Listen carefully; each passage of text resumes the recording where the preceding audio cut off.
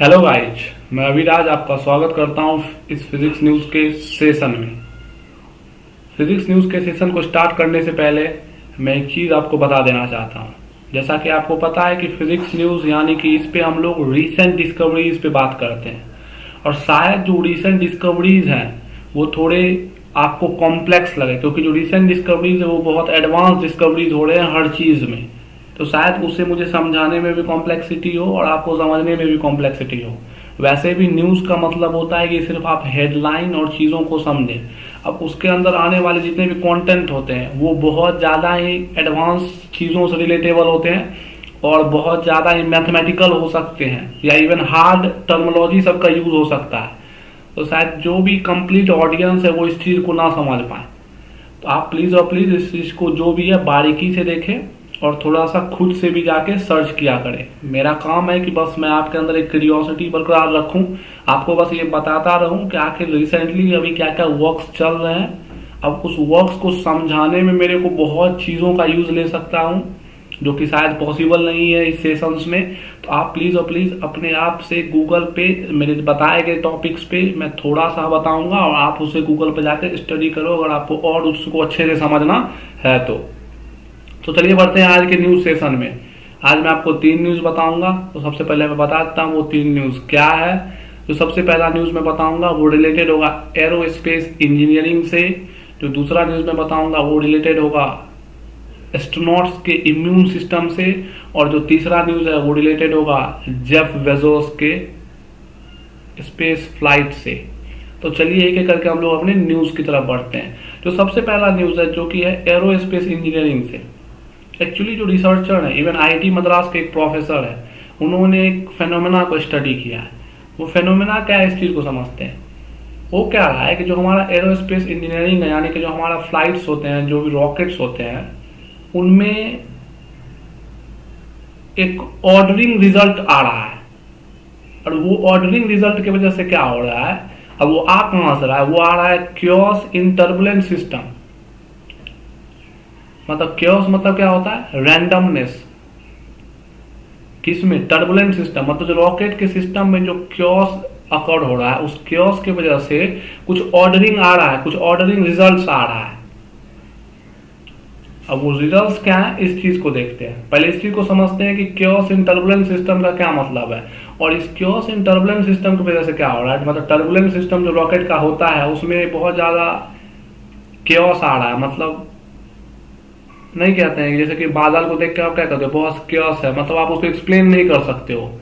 और इससे इफेक्ट क्या हो रहा है, इससे हो रहा है कि बहुत मैसिव एम्पलीट्यूड फ्लक्चुएशन जनरेट हो रहा है। इसका क्या कहने का मतलब, इस चीज को समझते हैं। एक्चुअली हो क्या रहा है, जो एरो इलास्टिक फ्लटर है, एरो इलास्टिक फ्लटर मतलब क्या है कि अनएक्सपेक्टेड, मतलब बहुत ही रैंडम तरीके से जो विंग्स है हमारे प्लेन का, उसमें ये चीज नोटिस किया गया कि जो हमारे विंग्स, जो हमारे प्लेन और रॉकेट के विंग्स होते हैं, उसके में बहुत ज्यादा ही एरो इलास्टिक फ्लटर नोटिस किया गया। अब एरो इलास्टिक फ्लटर क्या होता है, मैंने आपको बताया कि बहुत ज्यादा अनएक्सपेक्टेड मोशन, बहुत ही रैंडम मोशन ऑब्जर्व किया जा रहा है।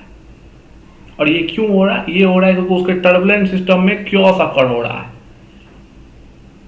और दूसरा जो प्रॉब्लम अकर हो रहा है इससे, वो क्या हो रहा है कि थर्मो एकॉस्टिक इनस्टेबिलिटी हो रहा है in the rocket combustor. Thermo acoustic क्या होता है इसको समझिए। थर्मो मतलब क्या, रिलेटेड टू हीट, और एकॉस्टिक मतलब क्या, रिलेटेड टू साउंड। अब इसका क्या कनेक्शन है कि जो थर्मो एकॉस्टिक वो चीज होता है जब हमारा इंटरेक्शन होता है टेम्परेचर, डेंसिटी, प्रेशर वेरिएशन, जो हम लोग चेक करते हैं एकॉस्टिक वेव्स में, एकॉस्टिक इंस्ट्रूमेंट में, जो हम लोग प्रेशर का वेरिएशन को चेक करते हैं, डेंसिटी के वेरिएशन को चेक करते हैं, टेम्परेचर के वेरिएशन को चेक करते हैं। इसी के स्टडी को थर्मो एकॉस्टिक कहा जाता है।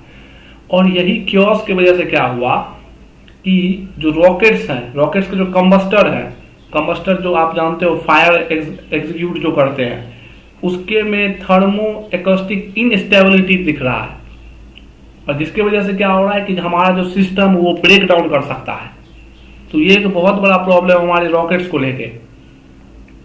मतलब अगर हम लोग अपने रॉकेट्स में ये दो प्रॉब्लम, पहला प्रॉब्लम जो उसके विंग से रिलेटेड है या फिर हमारे प्लेन में जो उसके विंग से रिलेटेड है, और दूसरा प्रॉब्लम जो कि थर्मो एकॉस्टिक है, अगर इस दोनों को नहीं ठीक करते हैं तो हमारा रॉकेट में भी सिस्टम ब्रेक डाउन कर सकता है किसी भी समय। अब मान लिया आप फ्लाइट में जा रहे हो, अचानक सिस्टम ब्रेक डाउन कर सकता है, ये कितना हार्मफुल चीज आप इसको समझ सकते हो। और इसलिए हम लोगों को अपने आप को इस कैपेबल बनाना होगा और समझना होगा आखिर प्रॉब्लम अकड़ कहां हो रहा है।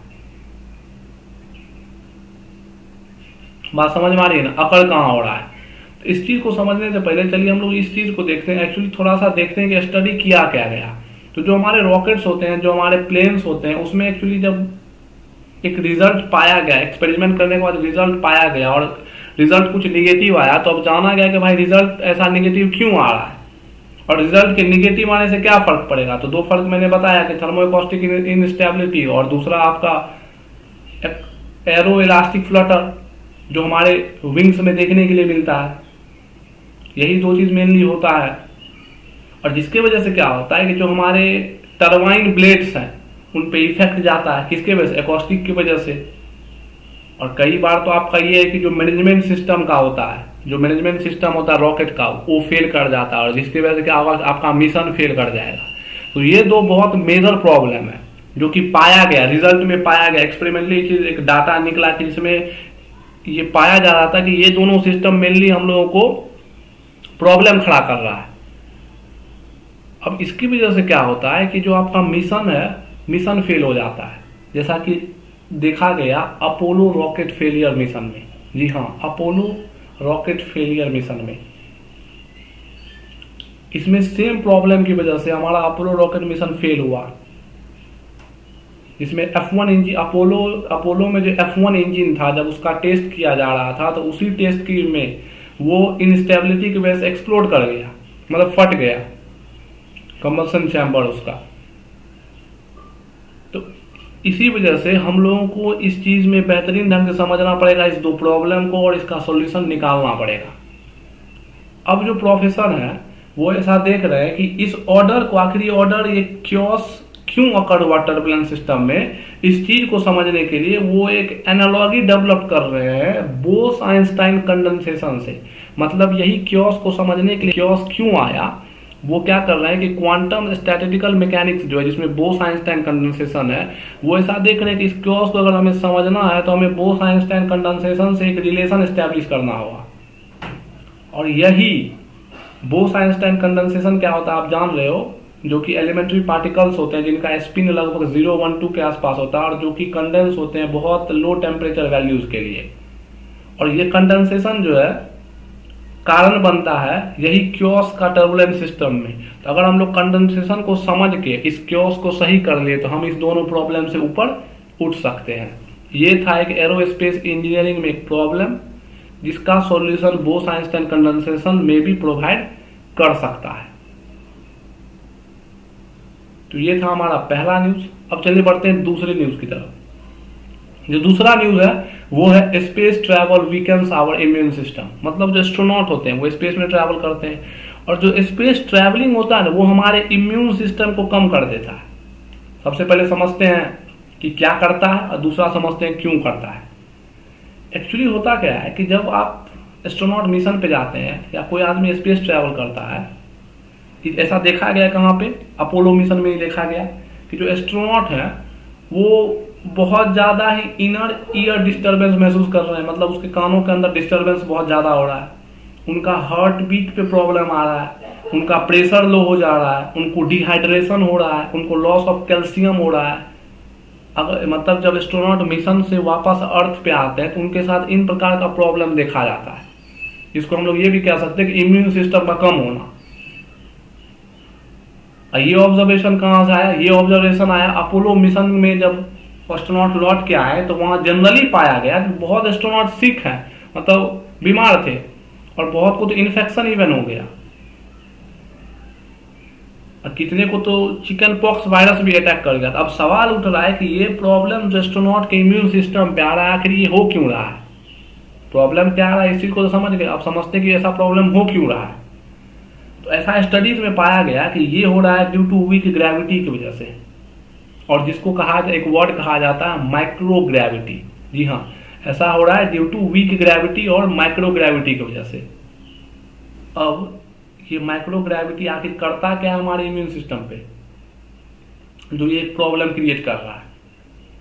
तो जो आपका माइक्रो ग्रेविटी है, स्टडी से ऐसा पाया गया कि जो आपको माइक्रो ग्रेविटी यानी कि जो एस्ट्रोनॉट है उनका जो इम्यून सिस्टम कम होता है वो होता है due to microgravity. Microgravity क्या करता है कि जो आपके इम्यून सेल हैं उनको एबनॉर्मल ढंग से एक्टिवेट कर देता है, मतलब नॉर्मल वे से नहीं, एबनॉर्मल ढंग से एक्टिवेट कर देता है, और जिसको एक नाम भी दिया गया टी रेगुलेटर सेल।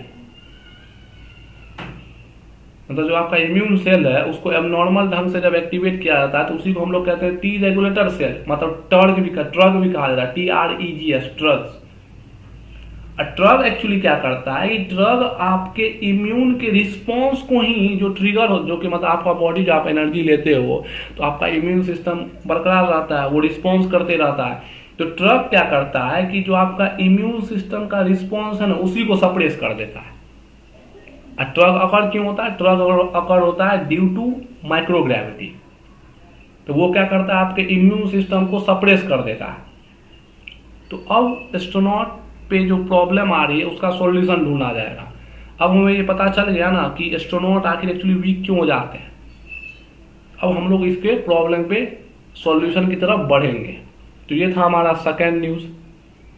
चलिए बढ़ते हैं थर्ड न्यूज की तरफ, और थर्ड न्यूज है जेफ बेजोस को लेके। जी हाँ, जेफ बेजोस कुछ दिनों के लिए अमेजोन के CEO है, जैसा कि आप जानते हैं, उससे रिजाइन देने वाले। जी हाँ, त्याग पत्र देने वाला। वो ऐसा क्यों करने वाले हैं इस चीज को समझते हैं।